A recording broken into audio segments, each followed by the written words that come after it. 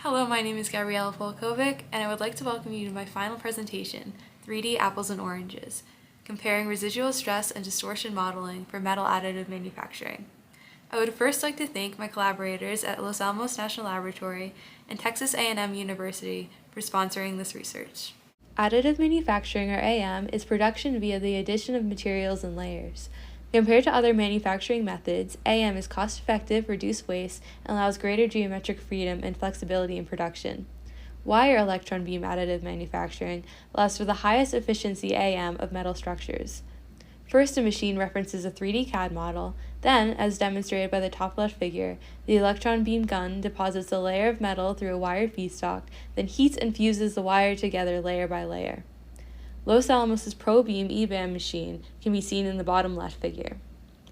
AM of metals involves localized heating and subsequent cooling of metals, which must be considered as residual stress and distortions initiate fatigue, fractures, or stress corrosion cracking. However, handling this issue through trial and error can be inefficient and expensive. This is where finite element analysis, or FEA, saves the day. FEA is the use of calculations, models, and simulations to predict a model's behavior under various physical conditions. It allows engineers to find vulnerabilities in design prototypes in an efficient and low-cost manner. FEA softwares take a divide-and-conquer approach as displayed in the diagram below.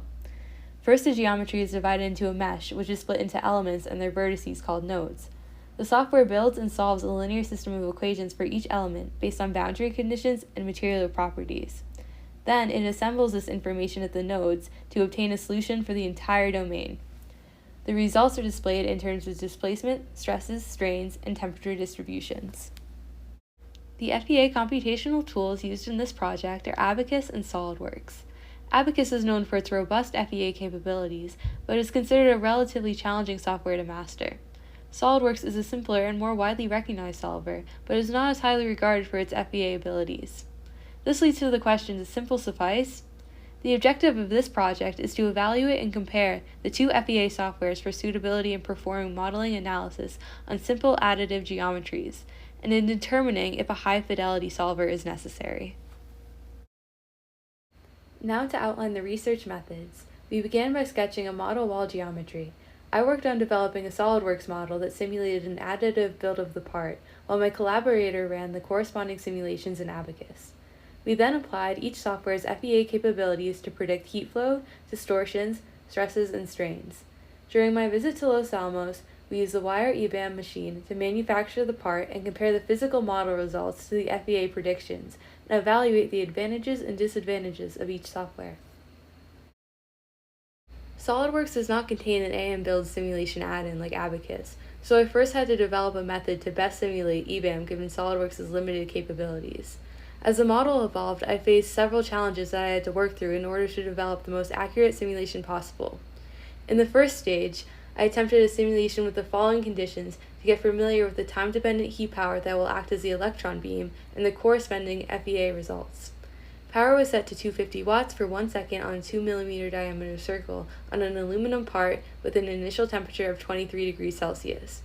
As demonstrated by the material stress strain curve on the left, if the yield strength of a material is greater than its maximum stress, then it belongs in the elastic region, where deformations are linear and reversible when the load is removed.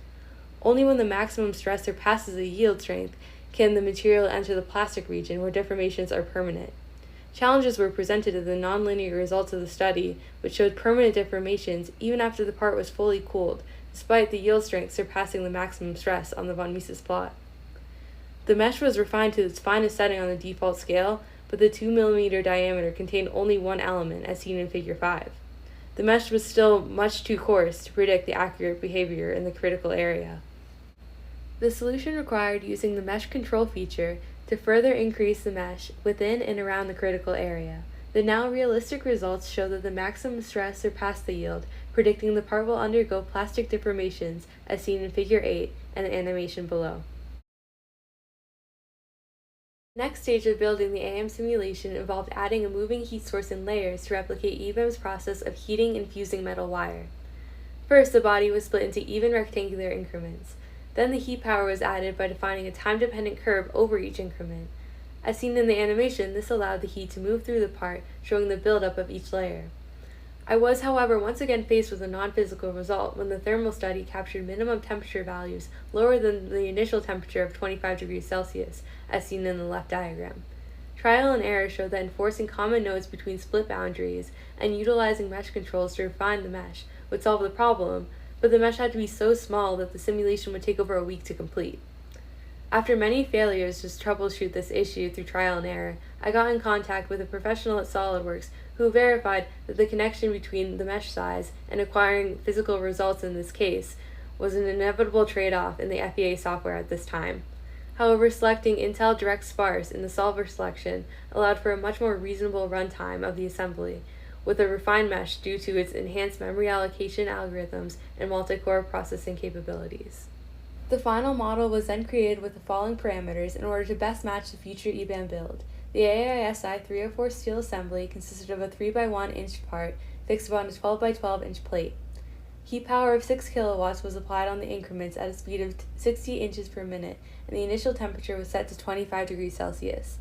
Both the nonlinear and thermal studies were successfully run, and similarities in the residual stress map results were found in a comparison with a study done in the literature that performed an FEA simulation of a wire arc additive manufacturing wall build, as shown in Figure 13. Now we will compare the thermal results in Abacus versus SolidWorks. The top right animation displays the Abacus thermal map of the EBAM build, while the bottom animation displays the corresponding SolidWorks map. Both simulations result in a temperature range within the same order of magnitude, as seen in the temperature scales in Celsius to the left of each model. Both models also successfully display heat transfer onto the base plate and the surrounding constraints. Observe the stress results of the Abacus versus SolidWorks simulations. The left figure shows the residual stress maps at the ends of each simulation. The highest von Mises stresses, shown in red, are concentrated in the corners connecting the wall to the base plate. The medium stresses, distinguished by the yellow and green colors, are distributed mostly in the bottom of the wall and up through the middle. Regions of low von Mises stress are further away from the part on the base plate and on the two ends of the last deposition layer, as seen in the dark blue areas. We produced a physical model of the wall in Lanel with the ProBeam wire electron beam additive manufacturing machine on July 24th.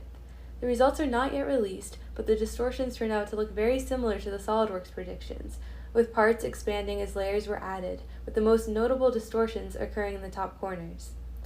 The non-deformed result compared to the deformed result of the wall in SolidWorks are displayed below. We conclude with the question, apples or oranges? To answer this question, the fundamental differences between the two EBAM simulations must be considered. The first of these differences can be observed in the application of heat power. In SolidWorks, the heat power is activated by a time-dependent curve, increment by increment, while Abacus applies heat according to an equation based on the geometry.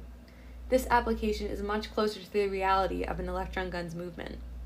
When building up layers, SolidWorks begins the simulation build with the entire part already formed, resulting in unrealistic constraints. Abacus, on the other hand, generates elements directly ahead of the build, only constraining to what has been previously built. This is clearly more realistic to the additive manufacturing process, which adds materials as it runs. Despite such fundamental differences in the two EBAM simulations, the thermal, stress, and distortion results were closer to each other than anticipated. But, compared to Abacus, SolidWorks reached limitations quickly and required significant amounts of additional support to achieve results close to Abacus in reality. For example, in the latest simulation I attempted in SolidWorks to much more precisely match the EBAM build with shortened layers and a 10 inch per minute travel speed, continuously failed, giving the warning that the solution had reached its limit point. This summer, I learned the nuts and bolts of SolidWorks and tested the limits of what its FEA software could achieve. The early challenges described previously could be solved through research. However, now simulating such precise EBAM builds that are likely the first of their kind push SolidWorks' FEA capabilities to their limits. Such issues could no longer be resolved through research and trial and error. SolidWorks serves a purpose. It is sufficient for simple welds, but for precise EBAM processes, a more robust solver, such as Abacus, is necessary. For future additive manufactured modeled FEA simulations, Abacus will be pursued.